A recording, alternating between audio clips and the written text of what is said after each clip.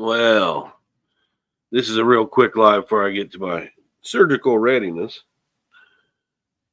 Spooky has been speaking about Barb Davis and putting it up that Barb Davis, she said that after she wrote the book Precious Angels, she said that she never saw the photos of the bruising go back to the jury. And when she saw them, that told her that she put up a hell of a fight. But she never saw them. But in her book, on page 184, you can see a 52 series picture of Darlie standing there on a piece of paper, which is probably the first initial photo that they took, because she hadn't yet taken off her bandage and she had her shoes off for the walk test that they did on her. But they want to use Barb Davis as, hey, she changed her mind. She must be something. She changed her mind. But Barb Davis didn't change her mind about any of the content of her book. None of it. So if you want to use Barb Davis, spooky, putting it up, she put it up that where Barb Davis said she didn't see him. And I commented, well, why don't you show them, what she said on this other show? And I was just ridiculous and her block finger was getting touchy. But this is why I was ridiculous. All this other stuff that Barb Davis presents, she's never refuted any of it. She never went back and said that wasn't right. Never once. So I do this quick live to show this, and then I've got something.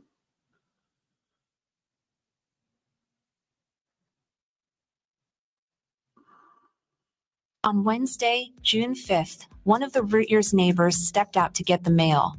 She heard Darlie yelling at Devin and Damon she'd had enough of their bullshit and they were going to be in major fucking trouble when their father got home. That same day, when Darren arrived home, he picked up the portable phone to call the VCR repair shop where he dropped a unit off earlier that day. Sam Greer answered just as the recorded message started playing and the conversation continued to record.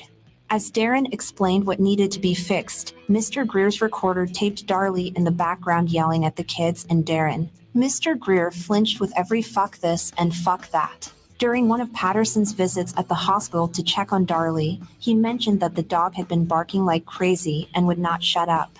He told her a neighbor had to help calm him down just to pick him up and take him out of there.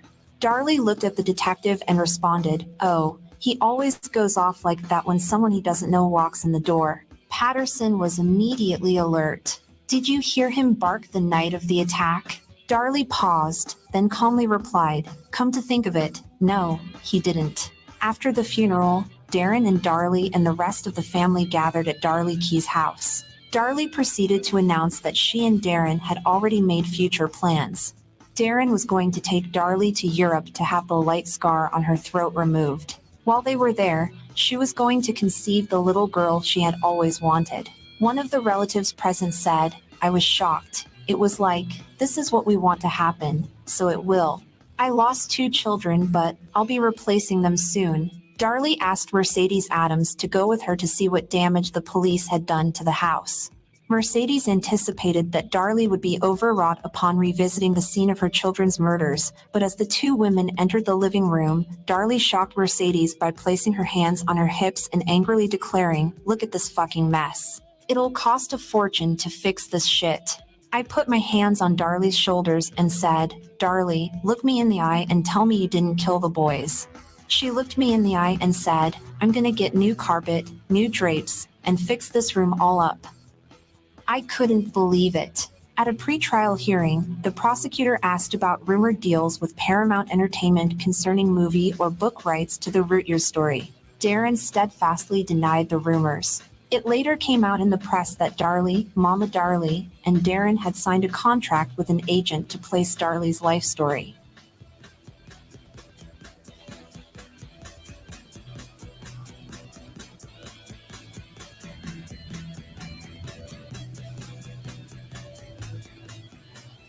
Darlie took a private polygraph test on October 4, 1996. Mama Darlie waited at the jail to visit with her daughter as soon as the 6-hour test was over. When the deputy escorted Darlie back to her cell, mother and daughter embraced, and Darlie began to sob. Curiously, Mama Darlie would vehemently deny she ever knew about the polygraph test. Instead, time after time before the case went to trial, she protested that the police were refusing to give Darlie a polygraph test. I conducted a reenactment of the crime to test the defense team's contention that Darlie couldn't possibly have had time to murder her children and slit her throat. Regarding the 30-40-second sprint down the alley to ditch the sock, I made it in 50 seconds, and I'm a good 20 years older than Darlie. Darlie supporters always use Barb Davis as an innocence selling point. They fail to mention that Barb has never recanted any of the detail of her book, only that she changed her mind because of some pictures she claims she never saw, but wrote about the content of those pictures and even put one in her book. Many speculate as to why Barb Davis changed her mind. I think it's because they threatened to sue her. At any rate, she has never recanted the details in her book. Danelle and Sully and Spooky are silly for using her as an innocent selling point. Fucking retards.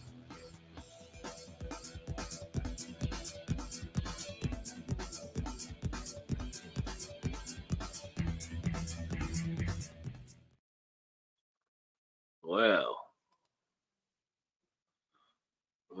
let me get this straightened up.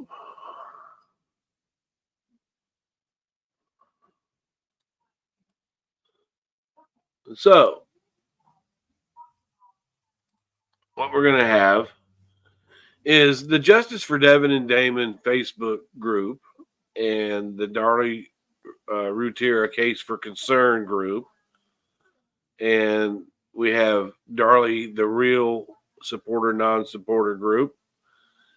And what we're doing is, since there's so many lies being told out there by Sully and Mystery Maverick and Danelle herself, a lot of us are focused on those lies and exposing them, which is fine to do and it's good to do. But sometimes people aren't in the mood that day for all the bickering, or that they just don't want to see what Sully's got to say or Danelle's got to say. So we're going to have a place for it, at the Darlie Routier War Room on Facebook. Now, this is going to be a group where supporters and non-supporters can come in. Don't worry about getting blocked as long as you're following Facebook rules. The only real rule there is that we're going to stick to Darlie's case. We're going to talk about Darlie Routier's case, and that's the only case we're going to talk about there. If it's not in relation to Darlie, we're not going to speak about it. That will get you booted. Other than that, bring your box of gloves and leave your panties and dresses at the door and put on your big boy and girl boxers. So this would be a place for the supporters to come in and show us where we're wrong. Because wherever their supporters are at, like Danelle, she says, "Oh, ask me any question, and I'll answer it," and blah, blah, blah. And she gives this big speech about how, we should, care about people and love each other and not talk about how people live and all that. But she does all that. So it's going to be a place for Danelle. If she wants to snap in there and feeling snappy that day, then go ahead. Because this is what you're going to face if you tell people that Darlie Routier is innocent, especially when you do it with lies. Lies. The dumbest thing I heard over the last few was from Mystery Maverick.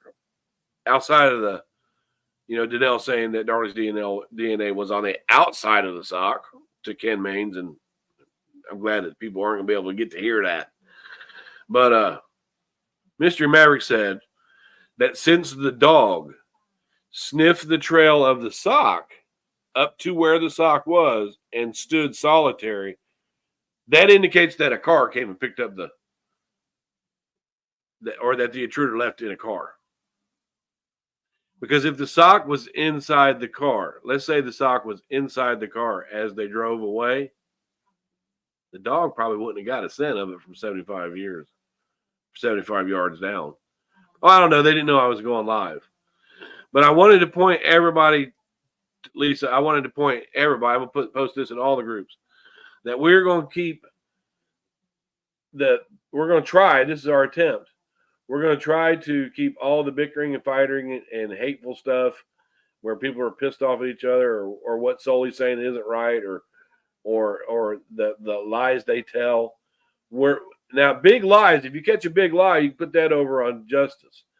but just to bicker with them and vent with them, and for them to come and vent with us, I'm leaving that group public. I'm leaving it open to the public. Darlie War Room.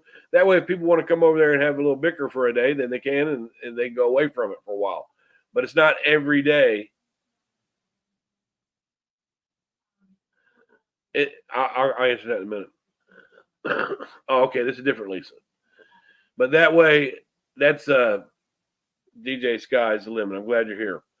But we want to keep that all over here because it's important, just like it's important for the supporters to get their information out about the case for people that are coming in. It gets clouded up sometimes when they don't know who you're arguing with. So for us, it's important, and for them, it's important as well. If you want people to support her, you have to put out your information and have a place for it. It's just information. So that's what we're going to do. Now, yeah, I don't know. That DJ Sky's the Limit has the very same profile picture, and Lisa, when I look up your page, that's what it comes up with. It comes up with the name Lisa and that dog right there. Please don't bicker with me because I already know. But that's okay. I'm glad you're here. I'm harmless. Okay? So, yeah, we want to keep that all over at the Darlie War Room. We want to give them a chance. If they feel like coming in to bicker, then they can come in and bicker. And that's what we want to do. We don't want to cloud it up with their bullshit. When people are out there calling Robbie Key, Dennis Key. But that's what I'm out for. See, I want to make this perfectly clear. People say that I've been harassing and hating on Danelle, and I've never messaged her once. I've never called her. She's done that to me. I've never. So if me speaking my opinion about how I feel about the lies in this case and how people are, if she looks at that as harassment, then maybe she needs to tighten her laces up and get a thicker skin, because I'm not the only one that feels this way. I feel sorry for Danelle. I really do. My understanding is this. This is when I tried to deal with her, is that Darlie, Darlie is the one that put them through this. That's what I have to keep remembering when Danelle is on there going, oh, love everybody and treat everybody right. And don't talk about how people live. And then she does that. But when she went on Ken Main's show and just flat lied her ass off. If she's going to do that, then she's going to face that. But as a person, let's say Danelle without the Darlie thing. She's really cute. She's cute, super smart. She got beautiful kids. She got a great husband. They do sport. They do she's got a great family life. Her husband's a coach. I mean, she's a nurse. She took care of Drake. There's a lot of positive things about Danelle that we could say. But when she tells one lie, protecting a child killer, when she told Ken Mains that Darlie's DNA was on the outside of that sock and we called her out on it, her answer to that was, why does it matter? It does matter. And she knows why it matters. That's why she didn't say it was on the inside of the sock. Those things are disrespectful to us. That doesn't make us hate Danelle. It makes us hate the lie that she just told. Yeah, and for those people who are listening to Danelle say that I've harassed her, or Sully say that I've harassed her, or that she said I've done everything in my power, asked her to show proof of it. Yes, non-supporters do say the wrong things, Lisa. And when we do that, when we say something isn't correct, we kindly correct each other so that we're putting out the facts. Supporters will I'll give you an example. On Rich Prater's show, Tara said that the medical examiner said that Damon could have only lived a maximum of 9 minutes. But that's not true. And they all knew it wasn't true. Because that's not the medical. First of all, the medical examiner did not say that. He never said it was 9 minutes. Never said a maximum either. But they didn't go back and correct that lie. And then on his show, she said Waddell was asleep in his cruiser at the Victory Baptist Church. Okay. Now, if Waddell's asleep in his cruiser at 1:30 in the morning, who saw it? Was he reported for sleeping in his cruiser? Who saw it? No, so when I told her, you can't just go telling lies like that, blah, blah, blah. Oh, well, your son did this, blah, blah, and your son, blah, blah. How can I get a hold of him? Ooh, let's get him. He'll solely make a video of his son. All because I corrected her.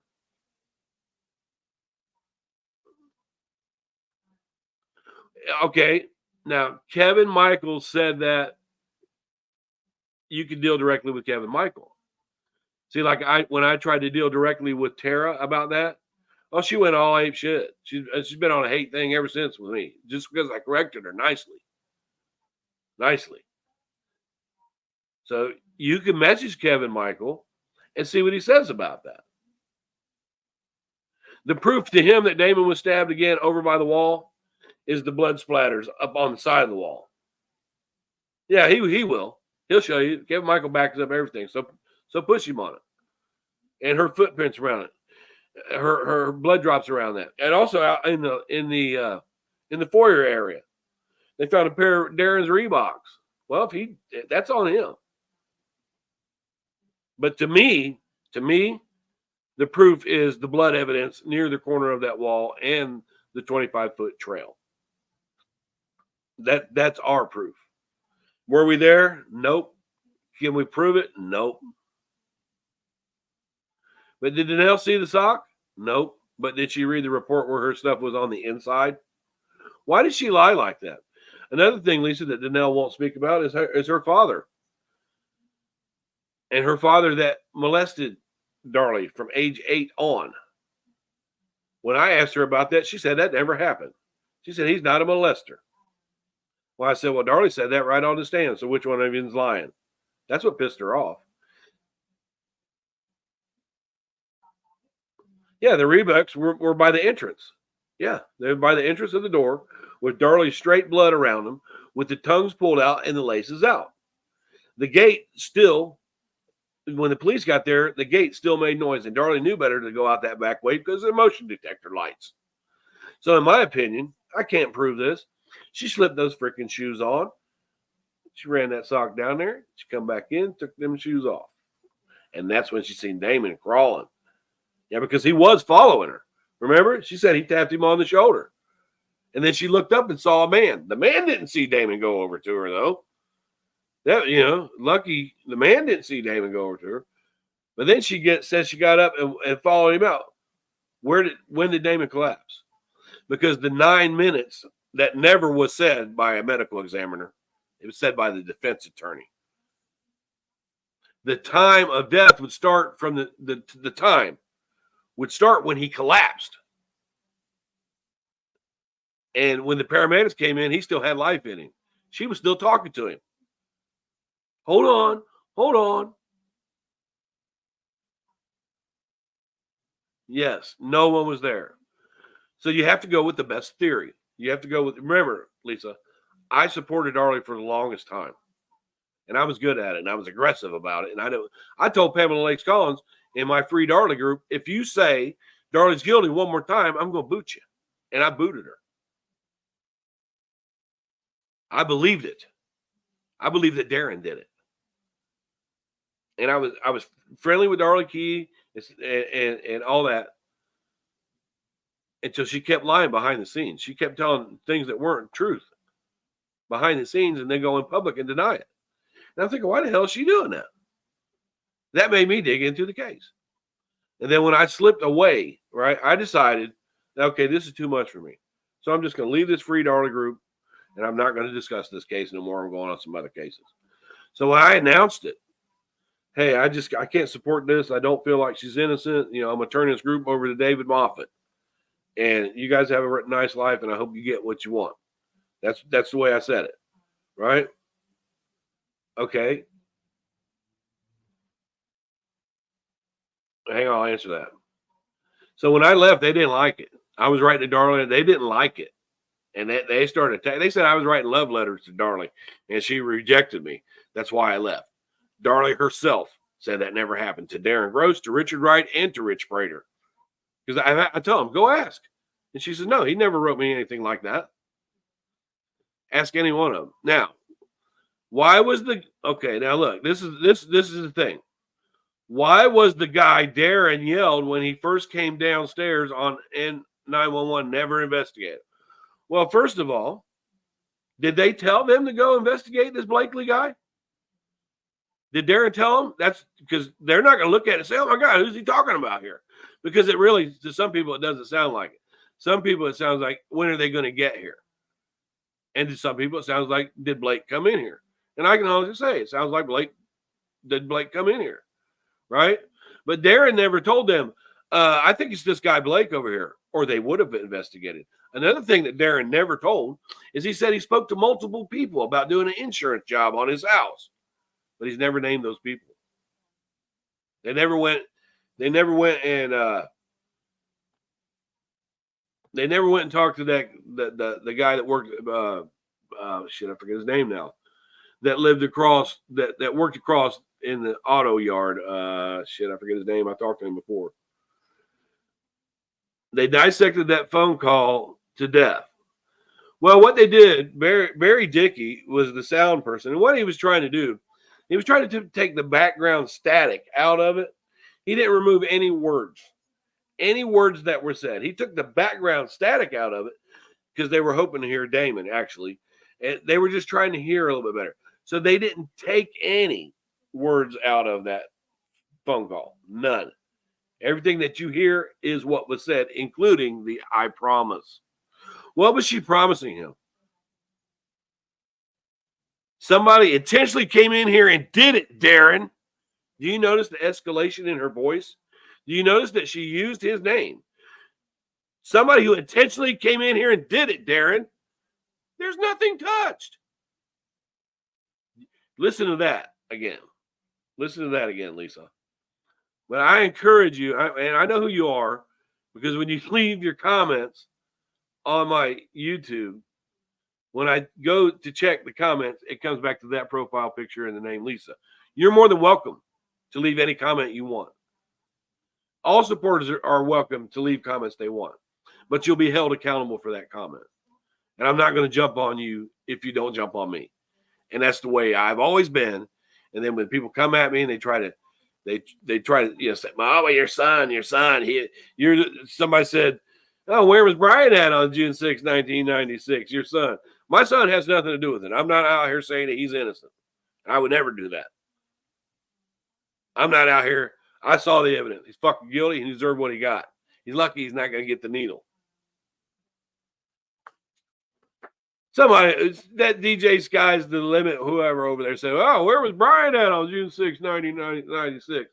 But she keeps saying that we say all these hateful things about him. I don't do that. Solely claims she's being stalked, harassed, threatened to have swatted. I've never done any of that. In fact, it was Sully who messaged me and said, "I'm going to publicly embarrass you." Okay, so when you do things like that, then you're starting a fight with someone. And I've been around here for a long time. I could do some shit that's fucking amazing. But I'm not going to let you pick at me. If the truth is harassing to you, then fucking don't watch me. Otherwise, we can take it over to the Darlie War Room. They're all welcome over there. Nobody will get booted from that group. It's good. If you follow, you got to follow Facebook rules, though. And you can say what you need to say. You can put up any joke that you want to say. But we're going to keep all that bullshit away from what's important to the supporter side and our side is getting the information out about the case. Now, if people want to bicker and argue, you can muddle up everything by bickering and arguing. There's going to be a place for that now here in the Darlie War Room. You won't see much of the little crumb snatchers that are on Justice for Devin and Damon, taking her everything. It's okay to do that. We don't care. But you won't have to do that no more because it'll be right there for everybody to see, which is the way Danelle should open up her TikTok and the way that Stephanie should open up her TikTok and the way that Rich should open up his comments. Because if you're going to say this shit, you need to learn how to fucking improve it without being a bitch and calling the cops. Oh, you call the cops. She threatened to call the cops on Pamela Collins the other day. Like an idiot. Then the cops down there think that they're a joke. You know how many times they've called to say they're harassed and people look into it and they go, "Well, you're dependent a baby killer. You just expect people to be mad at you." That one cop thought I was a Darlie Routier supporter when Mama Key called on me and I called back. I said, look, we're in support of the conviction of Darlie Routier. And he goes, "Darlie Routier? What in the blue hell? Everybody saw that. A cop in her county. They know that you're not being harassed. They see what you're doing. No, I said, listen, this is the thing with Darlie supporters. They don't listen too well sometimes. What I said was, let me go over here. Let me go right. In this group, the Darlie Routier War Room, we're not going to talk about any other cases. We're not in the Darlie Routier War Room. We're on my YouTube. See how supporters get it wrong sometimes? They just don't hear what was said. If you need to go back and rewind what I said, come join the Darlie Routier War Room. And the only case that we're going to talk about in that room is the Darlie Routier War Room. Now, if I have to draw you a picture, I'd be glad to. And please don't tell me to leave my son out of nothing. He's my son, not yours. Leave Devin and Damon out of it. If she will sit there and lie and say that DNA was on the outside of that sock, and she will sit there and lie and say that he did not molest Darlie when Darlie said she did, then who's the fucking liar and why is she lying? Why is she lying for? Because she knows her DNA on the inside of that sock is damning evidence. That's why. How are you going to tell me to leave my son? How are you going to tell me what to talk about? Right? How are you going to tell me what I can talk about over here? I'm going to tell you what's going to be talked about in this group that I created, because if somebody comes in there and brings up my son's case or any other crime case that doesn't belong to Darlie, they're gone. That's the only rule there. Did you hear that part too? Thought we were talking about Darlie. Say that over in the Darlie Routier room. And use your real name. Don't be scared. They quit trying to tell me, I'll figure out exactly who you are. I think you're Lisa Lamb Fanska, if you ask me. But it doesn't matter. You guys can come over. I don't care. I can handle you. I can stand in any question that you give, any doubt that you put on her being guilty. I can own it every time. I can sit here. I don't have to block you. I don't have to call you ridiculous names. I don't have to say, well, my block finger is getting touchy now. No, I can own you. I can own you because I know this case. I know this case better than Danielle does. Try me anytime. Anybody wants to debate this case with me, anybody, anyone. I've never lost a debate in this case. And I always come out of it not angry, not throwing insults, and not threatening to call the police, not saying I'm harassing them. It's the truth that pisses her off. And you're going to find it in the Darlie Routier War Room. Have a good day, and check your reading comprehension next time. Thank you. Much love.